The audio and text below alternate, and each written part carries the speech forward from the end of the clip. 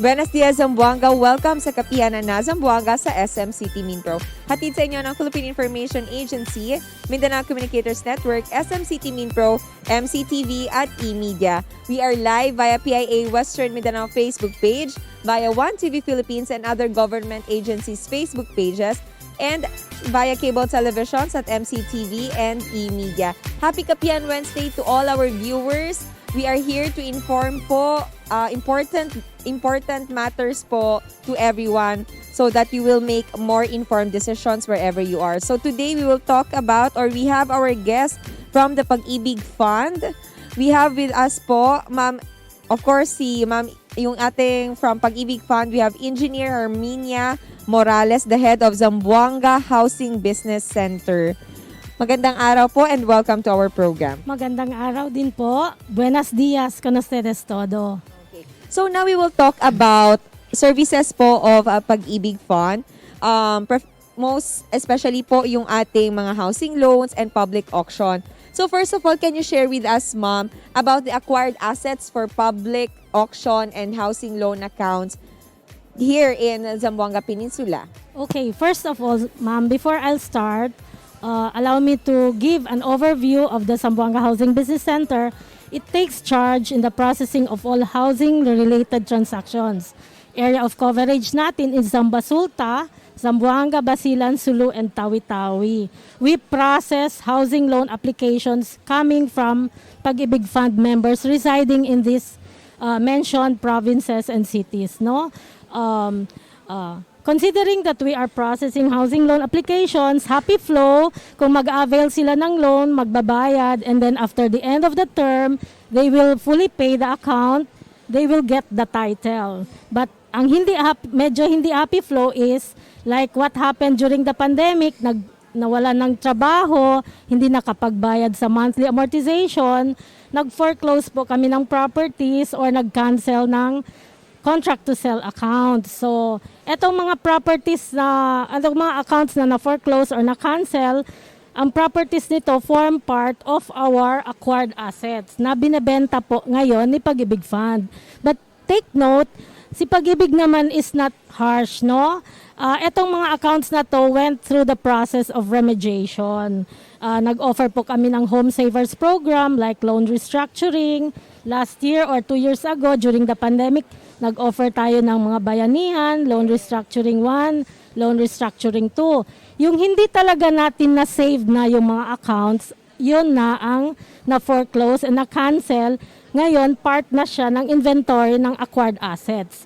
We are now disposing of these properties through first public bidding or public auction, second public auction, and then negotiated sale. So allow me, ma'am, to explain to you, first public bidding are those properties of accounts na bago lang na-cancel or bago lang na-foreclose. So, dinidispose natin to through sealed public bidding wherein we announce in terms of nagpapublish po tayo sa newspaper in general circulation, and then we are also publishing it sa PAG-IBIG Fund website natin. So, nandun yung mga list of properties available, and then yung minimum bid natin is yung appraised value of the property.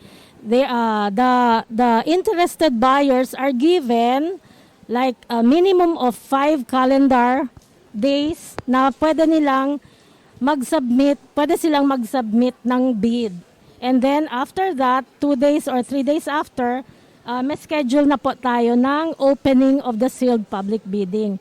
Kung sino yung mag-declare winner doon, so siya na ang magiging bagong owner ng property. Okay.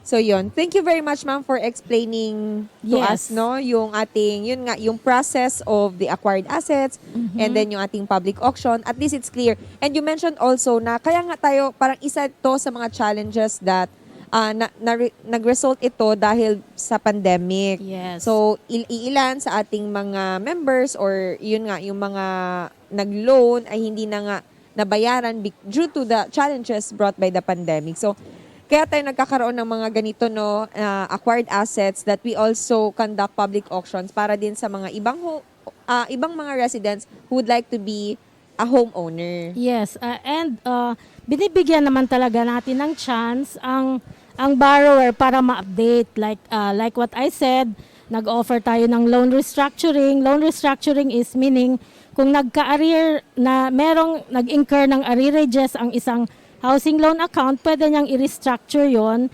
The arrearages forms part of the new balance wherein babayaran niya, pwede niyang i-lengthen ang term. So as I have said, nag-go through siya the process of remediation bago tayo mag-foreclose, bago mag-cancel. I made mention na first public auction, no? And then, kung yung mga properties hindi natin nabenta during the first public auction, ito na ngayon ang magiging part din ng inventory for the second public auction. Ang maganda dito is, of course, meron na tayong discount during the second public auction. Kumbaga, yung first auction, new arrival, kumbaga, fresh accounts. So, usually nabebenta ang iba, but ilagay na natin 40% ang nabenta. Yung remaining 60 will form part sa second public auction. And then, after the second public auction, kung meron pa talagang natira, so magiging parte na siya ng negotiated sale, which is an additional discount na naman of 10%. By the way, ma'am, yung mode of acquisition natin is pwede direct purchase. Direct purchase is, so binibigyan natin ng chance yung mga occupant, and then yung previous owner, kung siya ang occupant, pwede pa rin siya, pero ano na lang, cash or short-term installment. Kasi 3 modes of payment. Pwede tayong mag-cash, short-term installment, which is equivalent to 1 year, or long-term installment, pwede 30 years. Yes. So kung mag-purchase tayo ng acquired asset, pwede any of those 3. So, kumbaga, if a property is worth 1 million during the first public auction, hindi siya nabenta, pagdating sa second public auction, less than 10% na tayo. Yes. And then pagdating sa negotiated sale, additional 10% na naman po tayo. So kung cash, bibilin niya lang cash, pag sa negotiated sale, it's 30%. Pag short-term installment, meaning to say 1 year to pay lang, 20%. Pag long-term installment, pwede pa rin. Meron pa ring discount of 10%. So it's good na yun nga na-explain ni engineer no sa atin kung ano talaga yung process of our yung auction natin, and then meron na rin type of mode of payment no kung gusto nating mag-participate sa public auction. So thank you for that, for informing yung ating mga viewers regarding that matter, yung ating process nga. Engineer, ma'am, what are the reasons nga behind I think na-mention natin no yung reasons non-payment. Non-payment of our yung borrowers. Actually, ma'am, the profile of Zamboanga Housing Business Center housing loan borrowers natin, parang 60% from overseas contract workers. Alam naman natin, during the pandemic, maraming nawalan ng trabaho.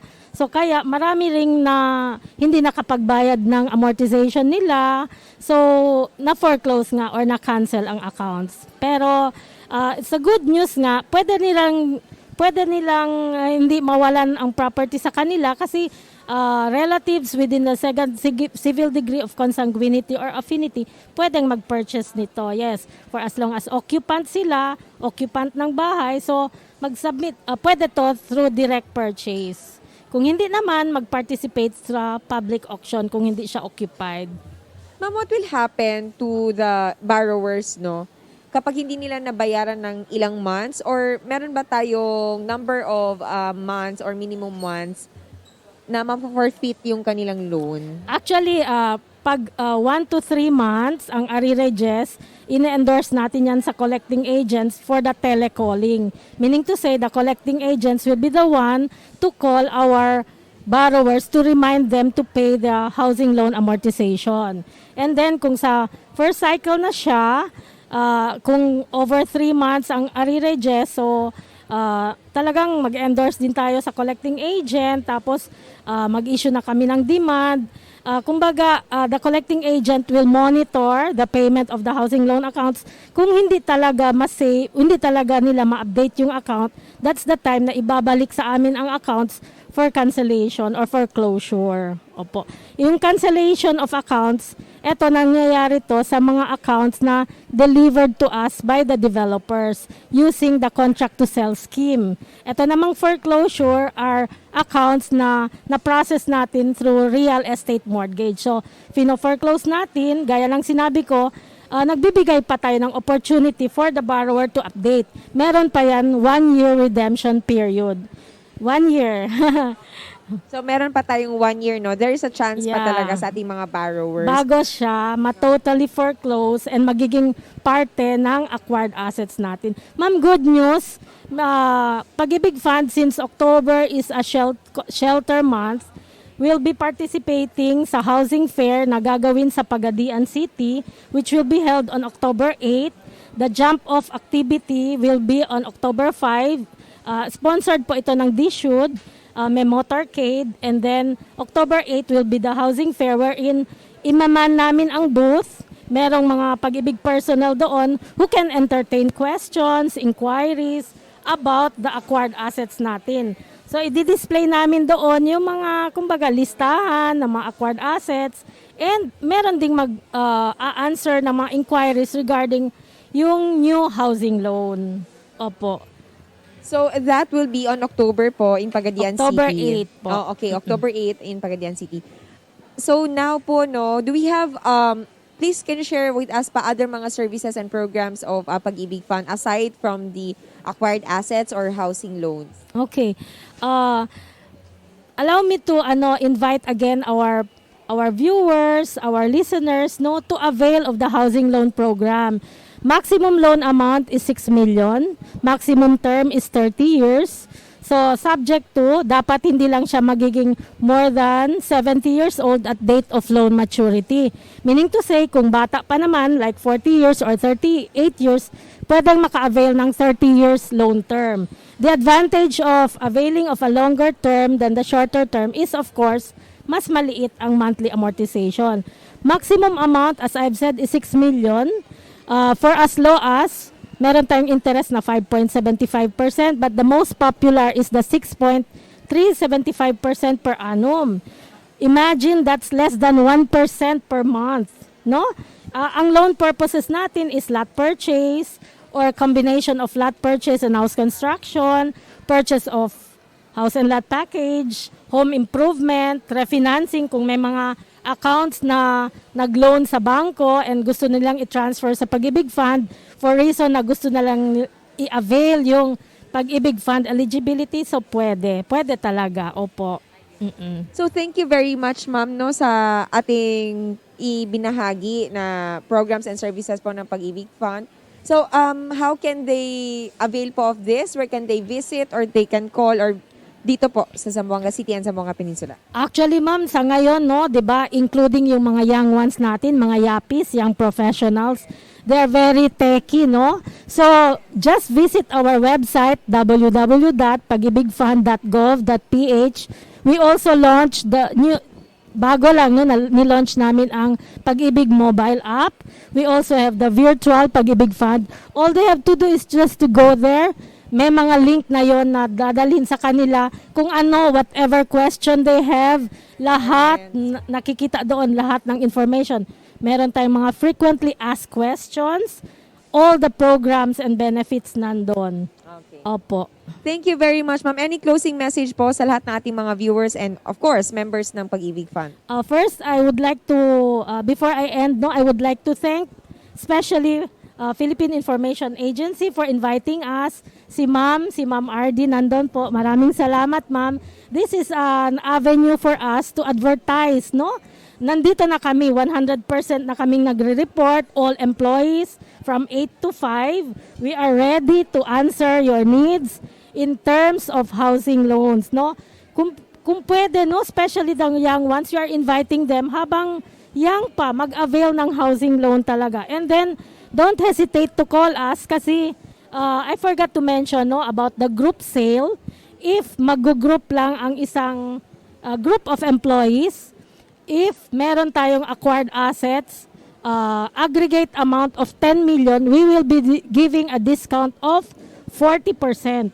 Imagine if the property is worth 1 million, kaagad-agad, pagbili pa lang natin, may discount of 40%, may income na tayo, no, of 400,000 pesos. And then, hindi naman ito cash. You can pay this in 30 years maximum. So, I would like to invite yung hindi pa members ng PAG-IBIG Fund, please register as member. Sa website lang natin. Yung mga members naman na hindi pa nakapag-avail ng housing loan, please do avail of the housing loan. Instead of us renting, magbabayad tayo ng rent like 5,000 pesos. Why don't we avail of the housing loan?